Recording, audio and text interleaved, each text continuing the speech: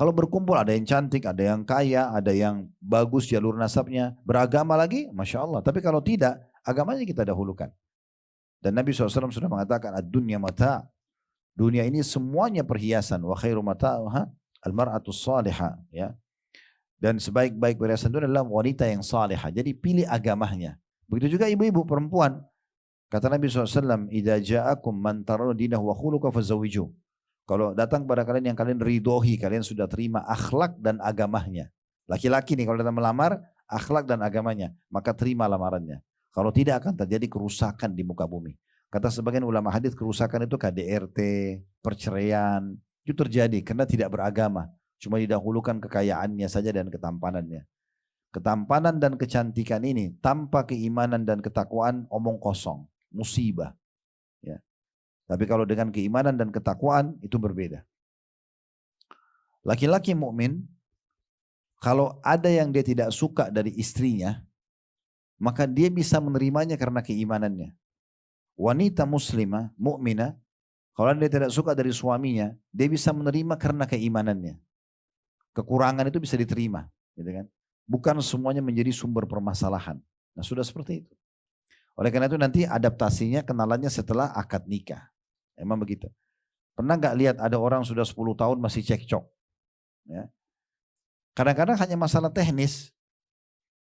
Nah ini disebabkan karena setelah menjadi suami istri, mereka melanggar, bukan melanggar sebenarnya, tidak menerapkan poin-poin ini. Yang pertama, mereka tidak kembalikan permasalahan mereka kepada Allah dan Rasulnya. Jadi kalau Bapak Ibu lagi ribut suami istri, maka yang menilai siapa salah, siapa benar, itu bukan kita, bukan keluarga kita, tapi agama. Kembalikan kepada agama.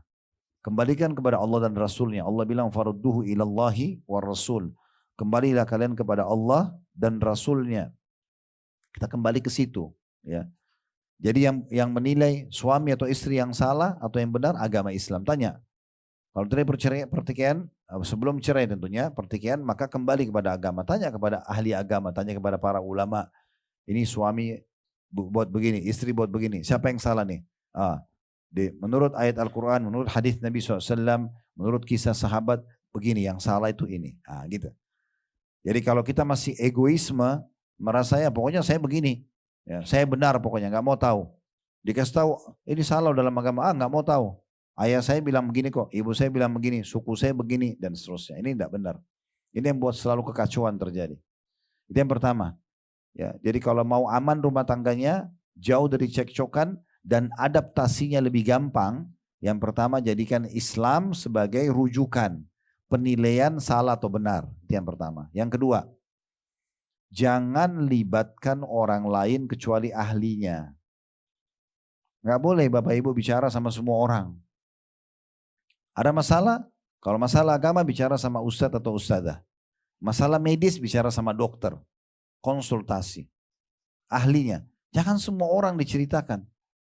Semua teman di majelis taklim, semua teman di kantor. Saya mau cerita ya tentang suami saya. Tapi kamu jangan cerita sama orang ya. Tapi semua orang dibilangi begitu. Semua orang tahu masalah dia. Maaf ya, seakan-akan dia jalan sudah tidak berbusana. Karena semua orang tahu tentang masalah dia. Kita harus ini Bapak Ibu sekalian kalau mau ideal, jalan orang tidak tahu masalah kita. Biarkan orang tidak tahu. Kenapa? Karena kita hanya bicara sama ahlinya. Itu pun konsultasi.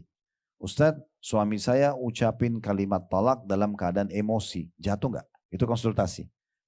Nggak usah curhat sama ustadznya. Nggak usah tulis atau bicara, Ustadz saya mau cerita dulu. Saya sebenarnya tahun lalu sih nggak apa-apa. Bulan lalu saya masih safar sama-sama. Panjang lebar ceritanya, pergi restoran, makan segala macam, dapat hadiah. Ujung-ujungnya ributnya ada ucapan kalimat talak. Tanya aja itu. Tidak usah curhat sama manusia.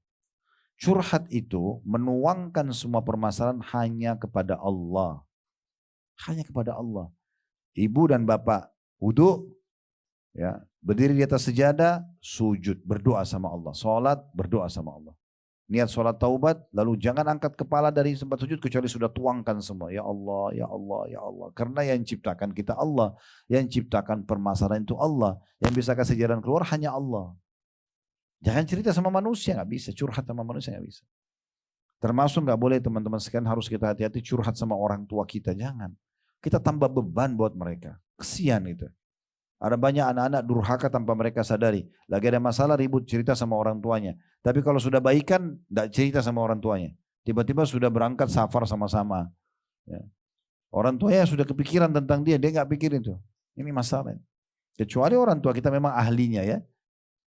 Sama dokter konsultasi, dok kepala saya sakit sudah 3 hari apa obatnya, itu konsultasi. Ya. Jadi ingat, poin kedua, yang pertama kembali kepada agama, penilaian siapa salah siapa benar Islam yang menilai. Pasti ada solusinya, pasti ada jawabannya. Yang kedua, jangan libatkan orang ketiga kecuali ahlinya. Ini penting ini ya. Yang ketiga, jaga semua rahasia rumah tangga. Jaga semua rahasia rumah tangga, termasuk masalah biologis.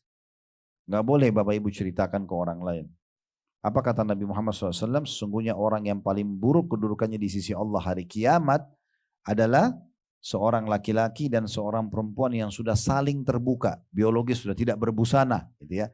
Kemudian mereka menceritakan hubungan mereka satu sama yang lain. Jadi nggak boleh. Kalau ibu dan bapak maaf sudah mendapatkan kepuasan dari pasangan, udah antara kita, pasangan kita dengan Allah, nggak boleh keluar, nggak boleh cerita sama orang lain. Apa efeknya Ustadz? Efeknya dia, kalau ibu misalnya puas sama suami, ibu duduk sama teman-teman, mau berbangga nih. Oh suamiku tuh begini, begitu diceritakan dan semua. Digambarkan suaminya seperti teman-temannya lihat tanpa busana. Itu apa yang terjadi? Kalau 4-5 orang teman ibu suaminya tidak begitu, pasti setan akan buat mereka mau menggoda suami ibu. Pasti ada pikiran, oh begitu ya. Dibayangkan sama dia, setan buat begitu.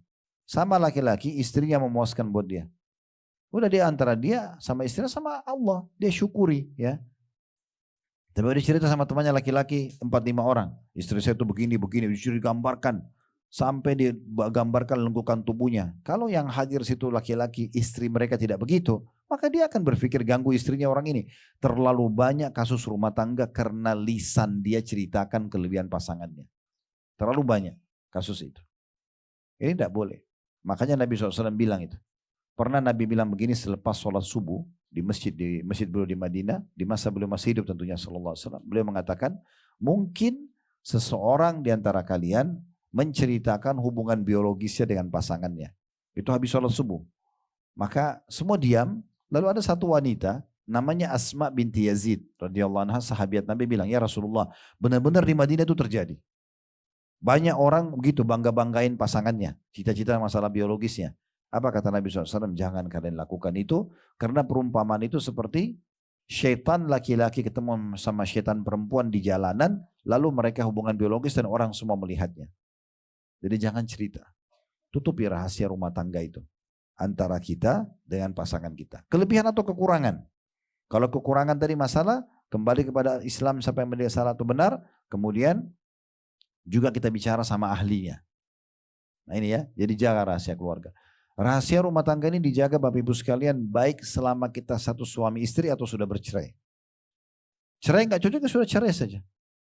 Ada orang tanya sebabnya apa? Oh sudah, ini memang sudah tidak cocok, udah selesai.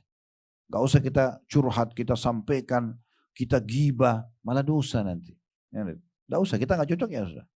Gak usah juga wariskan pertikaian Anda sama suami atau Anda sama istri kepada anak-anak. Kadang-kadang gitu, hak asuh jatuh pada perempuan atau hak asuh jatuh pada laki-laki. Lalu dilarang ketemu sama anaknya. Atau ini dilarang ketemu, ini tidak boleh, putus silaturahim, gimana cara? Gak boleh sama sekali. Ya. Saya pernah kedatangan satu anak muda di Blok M, itu matanya sampai berkaca-kaca waktu pulang taklim. Dia bilang, Ustaz, ibu saya sama ayah saya bercerai. Saya tinggal sama ibu. Ibu saya pokoknya nggak ridho kalau saya ketemu sama ayah saya. Ini masuk dalam bab durhaka nggak? Saya bilang nggak durhaka kalau Anda ketemu sama ayah Anda. Bahkan tidak boleh dipatuhi ibu di saat itu. Nggak boleh. Karena nggak boleh durhaka pada ayah. Gitu kan?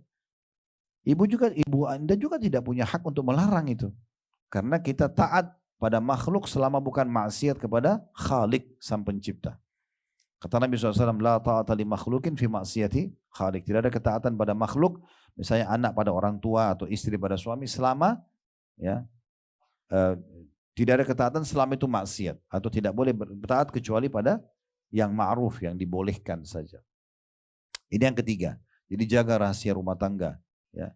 Kemudian yang keempat, yang juga perlu diperhatikan dalam masalah rumah tangga ini adalah bagaimana kita mengupgrade diri kita, kualitas kita dari semua sisi mengikuti pasangan. Mengikuti pasangan yang lebih baik ya. Contoh misalnya, jadi kita upgrade diri kita. Kalau misalnya, maaf ibu-ibu, sisi kebersihan misalnya. Kita bicara kebersihan ya. Angka 1 sampai angka 10. Ibu sebenarnya terbiasa di rumah orang tua dulu, angka kebersihan cuma 6. Ibu dapat suami sangat bersih. Dia di angka 8. Ibu jangan bilang ya saya sudah begini, terima saja, enggak terima ya sudah. Ibu harus bisa upgrade dirinya.